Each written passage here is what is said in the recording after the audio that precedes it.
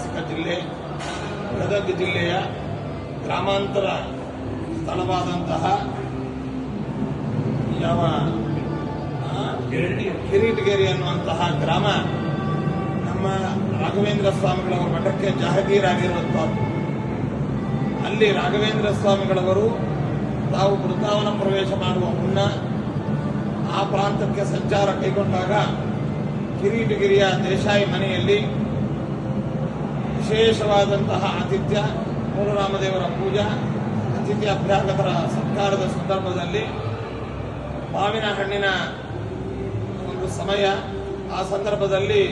ದೊಡ್ಡ ಪ್ರಮಾಣದಲ್ಲಿ ಮಾವಿನ ಹಣ್ಣಿನ ರಸಾಯನವನ್ನು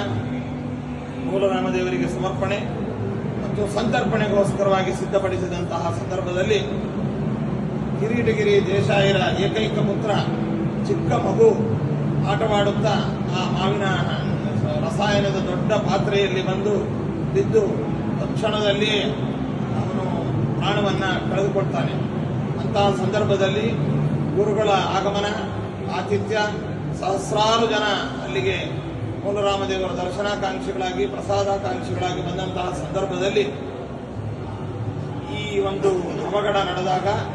ದೇಶಾಯಿ ದಂಪತಿಗಳು ದುಃಖ ತಪ್ತರಾಗಿ ಗುರುಗಳಿಗೆ ಮತ್ತು ಆತಿಥ್ಯಕ್ಕೆ ಅಪಚಾರವಾಗಬಾರದು ಅಂತ ಅವರು ತುಂಬಾ ಮನಸ್ಸಿನಲ್ಲಿ ನಂದುಕೊಂಡಂತಹ ಸಂದರ್ಭದಲ್ಲಿ ರಾಘವೇಂದ್ರ ಸ್ವಾಮಿಗಳವರು ಈ ಭಕ್ತರ ಹೃತ್ತಾಪವನ್ನು ಪರಿಹಾರ ಮಾಡತಕ್ಕಂತಹ ಮಹಾಗುರುಗಳು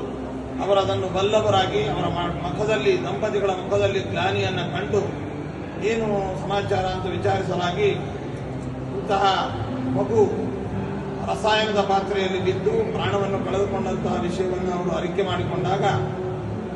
ಆ ಮಗುವನ್ನು ತರಿಸಿ ಅಲ್ಲಿ ಮಲಗಿಸಿ ತಮ್ಮ ಮಂತ್ರಪೂರಿತವಾದಂತಹ ಧನ್ವಂತರಿ ಮೊದಲಾದಂತಹ ಎಲ್ಲ ಮಂತ್ರಗಳ ಅಭಿಮಂತ್ರದ ಒಂದು ಫಲವಾಗಿ ತೀರ್ಥ ಪ್ರೋಕ್ಷಣೆಯನ್ನು ಮಾಡುವಾಗ ಆ ಮಗು, ಮಲಗಿದ ಮಗು ಎದ್ದು ಬಂದಂತೆ ಅದು ವಿಶೇಷವಾಗಿ ಪುನಃ ಅಪಮೃತ್ಯುವಿನಿಂದ ಪಾರಾದದ್ದು. ಅಂತಹ ಐತಿಹಾಸಿಕ ಜಿಲ್ಲೆಯ ಸಮಗ್ರ ವಾಡೆ ಅಂತಂದರೆ ತುಂಬಾ ದೊಡ್ಡ ಪ್ರಮಾಣದ ಸಾವಿರಾರು ಅಡಿಗಳ ದೊಡ್ಡ ಮನೆ, ದೇಶಾಯರ ಮನೆ. ಅಂತಹ ಮನೆಯನ್ನು ಬೇರೆ ಬೇರೆಯವರು ಅದನ್ನು